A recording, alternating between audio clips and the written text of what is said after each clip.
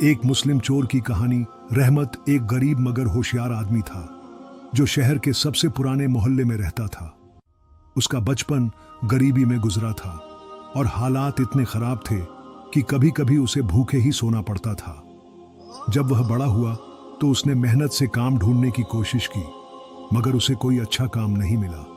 हालात की मार ने उसे एक ऐसे रास्ते पर धकेल दिया जिससे बचना मुश्किल था, चोरी का रास्ता।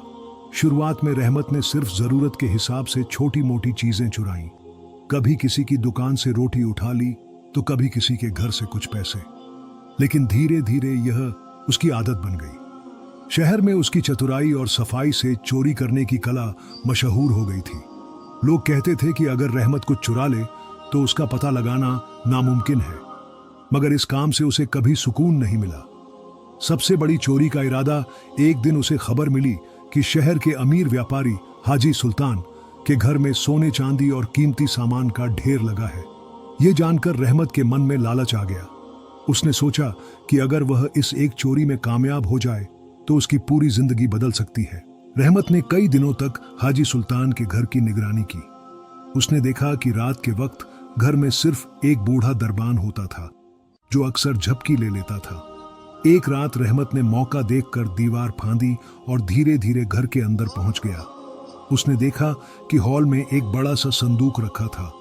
वह उसे खोलने ही वाला था कि अचानक उसे किसी के आने की आहट सुनाई दी।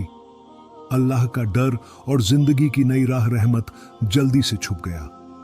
उसने देखा कि हाजी सुल्तान खुद तहज्जुद की नमाज के लिए उठे थे। वे अल्लाह के आगे सिर झुकाए रो रो कर दुआ कर रहे थे, ऐ अल्लाह, तूने मुझे बहुत कुछ दिया है। मैं बस यही चाहता हूं कि मेरी दौलत सही हाथों में जाए और किसी जरूरतमंद की मदद हो। रहमत का दिल पसीज गया।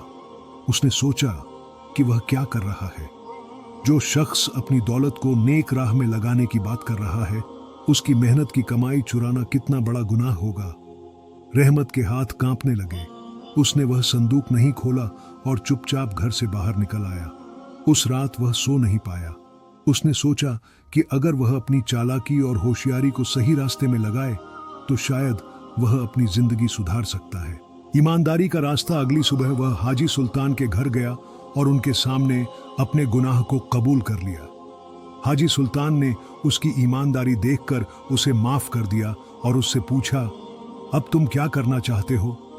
रहमत ने सिर झुका लिया और कहा, मैं मेहनत करना चाहता हूं, लेकिन मुझे कोई रास्ता नहीं दिखता। हाजी सुल्तान मुस्कुराए और बोले, अगर तुम सच्चे दिल से मेहनत करना चाहते हो तो मैं तुम्हारी मदद कर सकता हूं। उन्होंने रहमत को अपने गोदाम में काम पर रख लिया। धीरे धीरे रहमत ने मेहनत और ईमानदारी से अपना नाम बना लिया। कुछ सालों में वह खुद एक व्यापारी बन गया। अब वह दूसरों की मदद करने लगा। वह गरीबों को खाना खिलाता, जरूरतमंदों की मदद करता और उन नौजवानों को काम सिखाता जो गलत रास्ते पर जाने वाले होते। नसीहत। रहमत की कहानी यह सिखाती है कि बुरा रास्ता कितना भी आसान क्यों न लगे, वह कभी भी सुकून नहीं देता।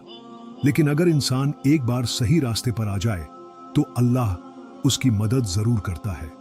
चोरी से मिली दौलत कभी चैन नहीं देती, लेकिन मेहनत और ईमानदारी से कमाया गया एक एक पैसा असली सुकून देता है।